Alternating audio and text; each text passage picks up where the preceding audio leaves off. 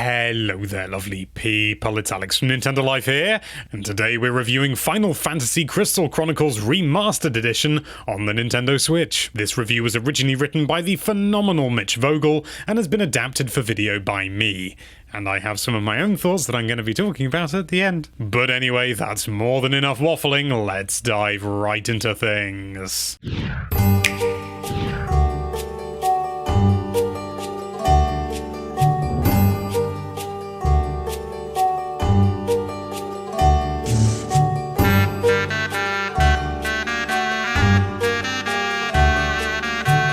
Nostalgia can be one chuffing sausage of a potent drug, often muddling our actual memories of an experience in favor of how it made us feel, and such a phenomenon positively fuels a large portion of the game industry. Final Fantasy Crystal Chronicles Remastered Edition, which I will now just be referring to colloquially as Crystal Chronicles for my sanity, is an excellent example of this. Players want to recapture that feeling of late-night sleepovers spent at a friend's house, those halcyon days where games simply just left more of an impression, and new releases such as this offer up the opportunity to take a trip down memory lane to those simpler times. Unfortunately, this journey also comes at the cost of potentially shattering that idealized memory you have. Frankly speaking, Crystal Chronicles Remastered isn't that great, and though this release certainly has its appeal, its flaws are also painfully apparent. The story of Crystal Chronicles Remastered is a much simpler affair than that of your standard Final Fantasy. Here, you create a character from one of the four races and fill in a basic backstory for them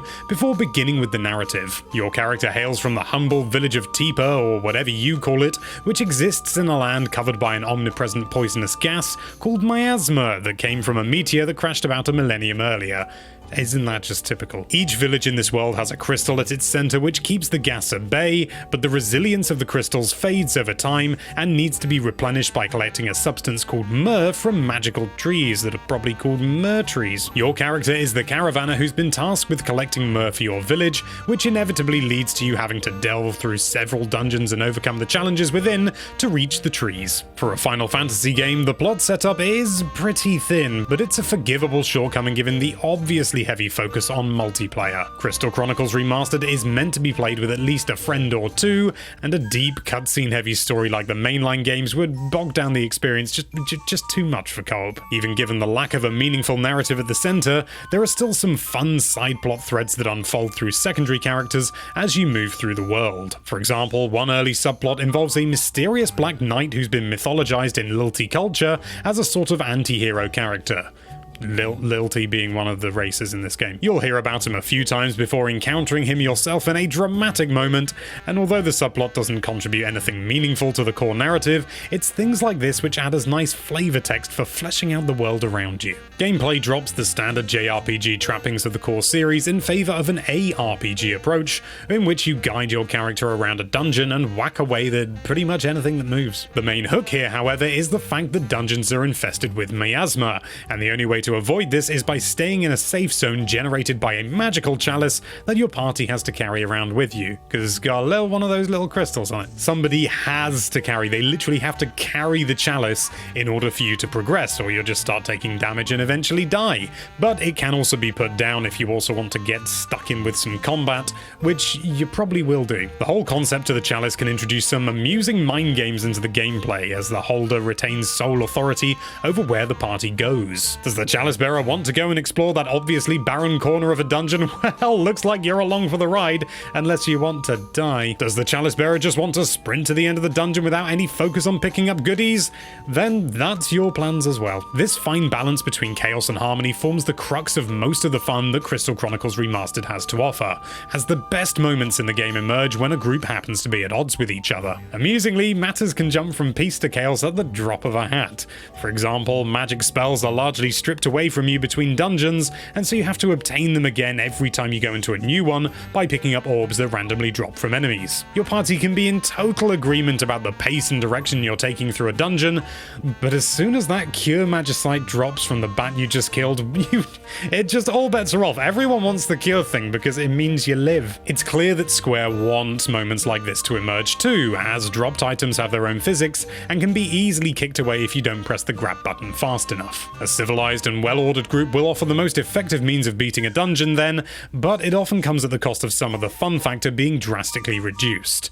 It's weird, but having arguments is actually fun here. You see, Crystal Chronicles Remastered is a little too simplistic for its own good, and this can often considerably dampen the experience. For example, despite being an RPG, there's no leveling or level system here in any traditional sense. Instead, you collect artifacts in dungeons that minimally bolster one of your 3 stats, and you're allowed to keep one of them upon beating the boss. Then there's the combat system, which moves at a pretty glacial pace and doesn't have a tremendous amount of depth. You have a short list of basic commands such as attack, defend, and any magic you happen to have, and realistically you're just going to be spamming one of them until either you or your enemy dies, hopefully the latter. Casting magic additionally takes extra time as you have to charge the attack and move a reticule over your target before firing, and even then it's not instant, so you sometimes have to predict where they're going to be.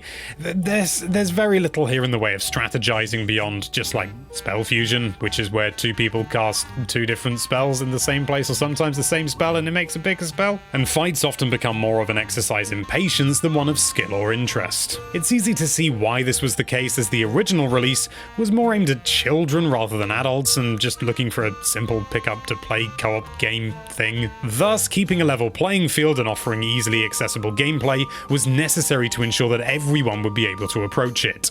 However, the trade-off is a release that doesn't have an awful lot of staying power, even when playing in groups. Don't get us wrong, it is absolutely fun to goof around with the chalice and bicker over dropped items, but it only takes a few hours for the sense of repetition to take hold and largely kill anyone's enjoyment. Lack of significant character progression means you're not too invested in playing for long amounts of time, and a lack of gameplay diversity from dungeon to dungeon leads to them all sort of taking on a slightly homogeneous feeling. Such problems are only intensified then if you choose to only play solo. We feel it's also important to address the elephant in the room, which is the utterly inane way in which co-op is handled for this co-op focused game. The original release is infamous for requiring participants to not only have the game and a GameCube and a TV and all the things you'd expect, but also a Game Boy Advance and a Game Boy Advance to GameCube link cable per player. And this remaster is similarly odd in how it approaches multiplayer. Split screen or same screen multiplayer just isn't available because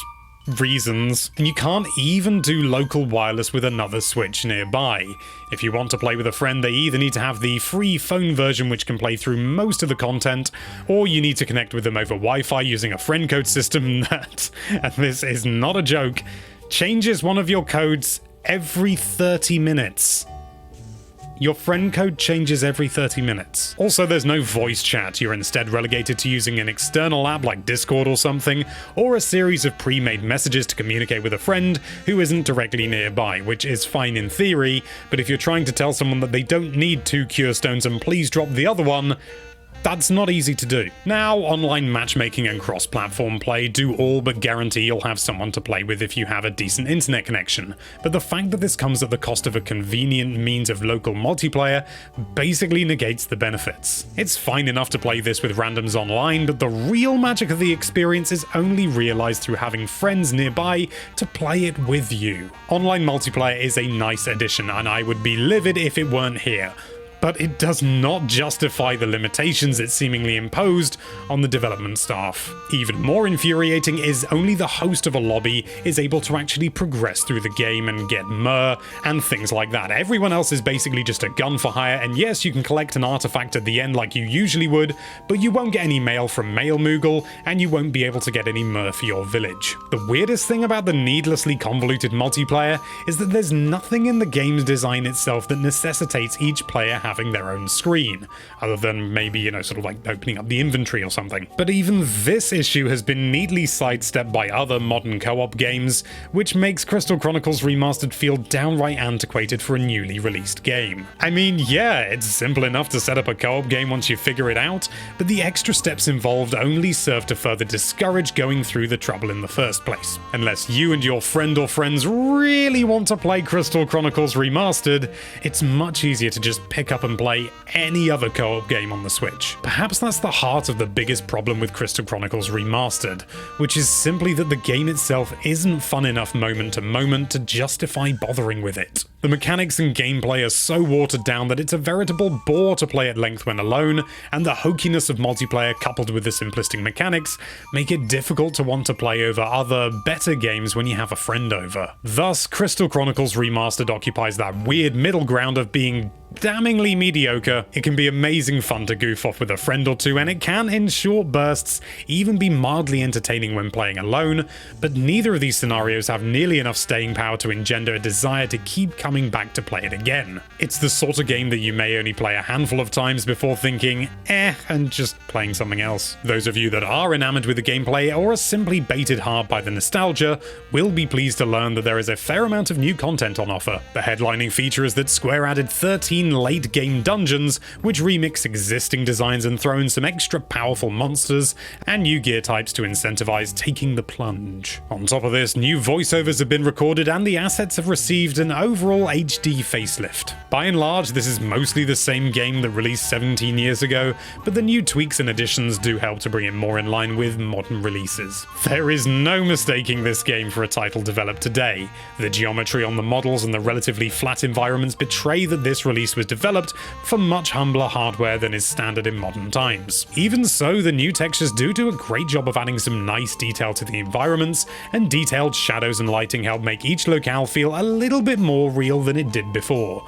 It's never going to stand as a graphical showcase of the Switch, but it does execute its art style well enough to be satisfactory. It's pleasing to look at, even if it's a bit retro. Final Fantasy Crystal Chronicles Remastered Edition is the kind of game that will unfortunately only appeal to a relatively limited demographic. Enjoyable co-op chaos with your friends is the main draw here, but the lack of same-screen and even local Switch multiplayer substantially hobbles that appeal. Couple that with simplistic gameplay that fails to provide you with much of a hook to stay with it long-term, and you're left with a rather middling experience that doesn't do much to incite strong feelings one way or the other. Newly remastered graphics and extra content certainly sweeten the deal, but we'd advise you take a good look at why you're interested in this game before jumping in. If you intend on playing solo, we'd firmly advise you to pass and instead look at any of the excellent RPGs that are available on the Switch, many of which are in the Final Fantasy series. If you intend on getting a new multiplayer game to get on with your mates, we'd give this a light recommendation and encourage you to evaluate how much playtime you really think this will offer. Crystal Chronicles Remastered is far from being the worst co-op focused game on Switch,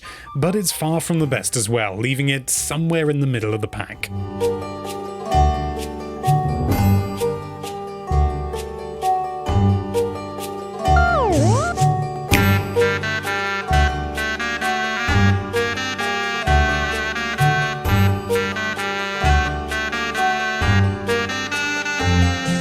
Oh, crumbs and blimey, you've reached the end and it's time for Alex's personal thoughts, and I've got a bellyful. I do want to say that when I first saw Mitch's review and I saw the score, my initial reaction was, ooh, that's a bit harsh. But after actually reading the review and having played it extensively myself, I can't argue with it. I'm one of these people where I played the original, I played it to death, and I am inevitably going to be blinded by nostalgia, so it's probably more important that Mitch did this, not me.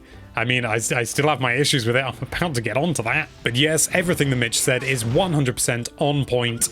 This game is very middling, very, very middling, and if you're not going to play in multiplayer, you might as well not play it at all. My time with the game, though, I've got to say, overall, even though a lot of it was single player, this was such an important game when I was growing up that I still really enjoyed it. However, I did reach the point where I've been playing for, I think, 4, 5, 6 hours, something like that, and I did just kind of, I just stopped.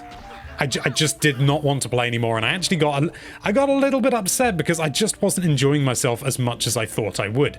I did enjoy myself, and I'm still playing it actually because it's that important to me, but I did feel deflated. I felt like I had geared myself up too much, and the game wasn't quite what I remember it was, and I think I know what it is, and I think it's multiplayer. I really think the multiplayer is just... It ruins this. It ruins this because it's not done properly. Single player was never that interesting, and even though that's most of what I've done, all of my memories are about the multiplayer, and the multiplayer is... It is, well, from what I remember from the original, it was wonderful. But what really, really cripples it for me is the fact that it's not the same multiplayer. It is not the same multiplayer. In the original, you all came from the same village and you went off in the caravan together. You went and you were a group, you were a single unit going off in the caravan to try and, you know, sort of keep your village from falling into a miasma, sort of, not ruin, but smoke machine disco. You went off together, you were all fighting together, you were all supporting each other, and you all had a common goal, and you'd reach the end of the level, you'd all get a letter from your families, and, oh, you know, sort of, my family's a farmer, and they've sent me some wheat, and, oh, my family's an alchemist, and, you know, they've sent me, well, actually, they didn't send me anything good. But in this version of the game, you're all from separate villages.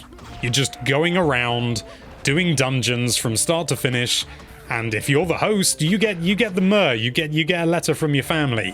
But if you're not, so, you know, 3/4 of the people doing this, if you got 4 people playing, don't get anything. You don't get any myrrh, you don't get a letter from your family, you're just a gun for hire. And honestly, that's really, really disappointing. It's really disappointing. And what they do have for the multiplayer is not well implemented. It is a pain in the arse to get a lobby going. I mean, once you've done it once, you know what you're doing, and it's relatively straightforward, but there's so many steps, and it really doesn't feel like you need them. And then when you complete a dungeon, you have 2 options. You can play exactly the same dungeon again. Why? Or you can entirely disband the party. So if you play one level, and then you think, oh, you know, sort of, oh, I've done Riverbell Path, and now let's do Mushroom Forest, you've got to create a brand new lobby to do that, and also physically move in the game, in the world, to the area that the bloody thing is in. It's infuriating, and I don't know why that restriction is in there. I mean, I get it, you know, sort of, you don't want people playing levels that are beyond their, well, not level, but beyond their skills, beyond their stats or anything like that, but my god, just let us make our own mistakes. Don't hobble us like this. I am still going to play the game because it is so important to me, but I can't deny I am really very disappointed with the execution here. And even though I enjoy it and it does put a big smile on my face, I take a step back and I realize this could have been so much more. It feels like they missed the point of the multiplayer to begin with, and they just kind of said, hey, it's online and crossplay. And they called it a day, and that's honestly really disappointing, and I wanted more.